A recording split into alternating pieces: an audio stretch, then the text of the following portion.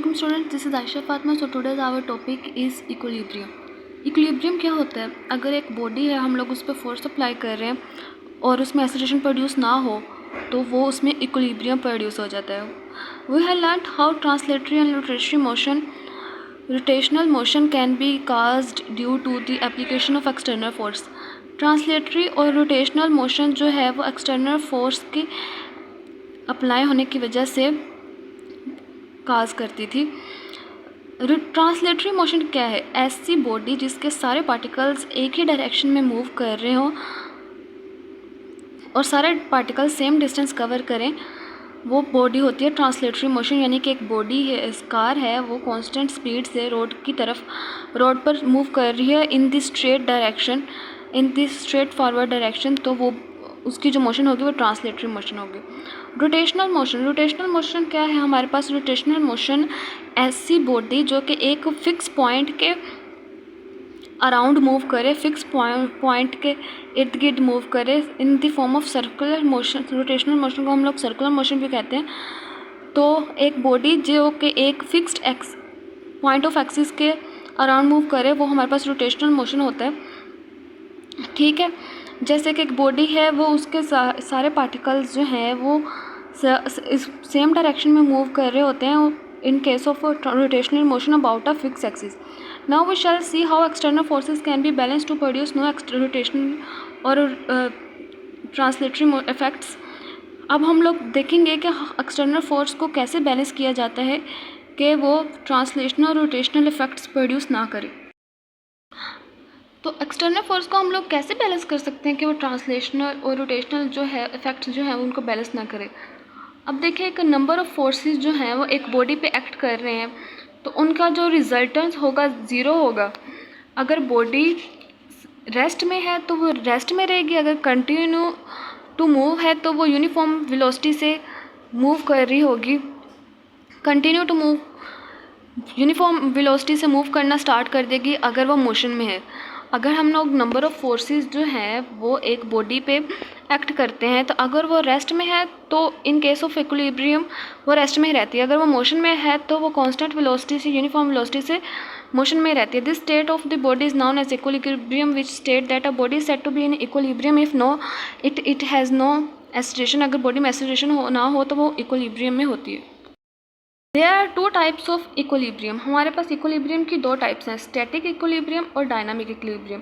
अगर body rest में है तो वो स्टैटिक इक्विलिब्रियम में होती है. अगर बॉडी मूव कर रही है और यहाँ उस पर नंबर ऑफ फोर्सेस एक्ट कर रही हैं तो वो डायनामिक इक्विलिब्रियम है. एग्जांपल है स्टैटिक इक्विलिब्रियम की. अगर हमारे पास टेबल पे एक बुक पड़ी है तो वो जो बुक है उसका वेट जो है वो टेबल पे फोर्स लगा रहा है और जो टेबल की नॉर्मल फोर्स है वो बुक पे लग रही है, लेकिन वो बुक मूव नहीं करती.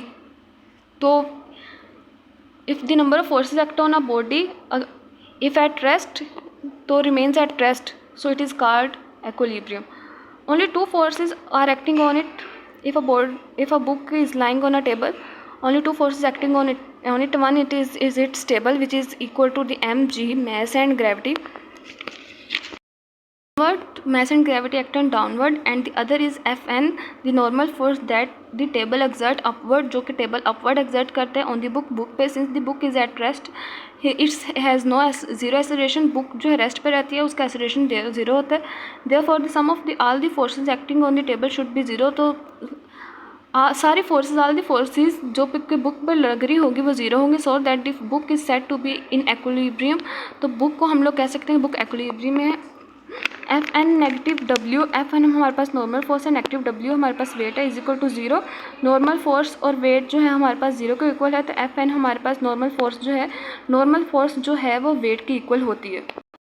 Forces can act on a body without accelerating it. Forces जो हैं बॉडी पे एक्ट कर सकती हैं विदाउट एक्सीलरेटिंग इट, उसको एक्सीलरेट किए बगैर, provided these forces balance each other. और ये फोर्सेस जो हैं एक दूसरे को बैलेंस कर देती हैं.